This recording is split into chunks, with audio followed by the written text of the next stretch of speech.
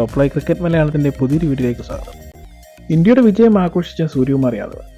രോഹിത് ശർമ്മയുടെ തകർപ്പൻ ബാറ്റിങ്ങും അഫ്ഗാനിസ്ഥാന്റെ തിരിച്ചുവരവും 2 super over മത്സരവും എല്ലാം കണ്ട് കിളിപോയ ആരാധകരെ പോലെ തന്നെ ത്രില്ലടിച്ചിരിക്കുകയാണ് സൂര്യകുമാർ യാദവ്.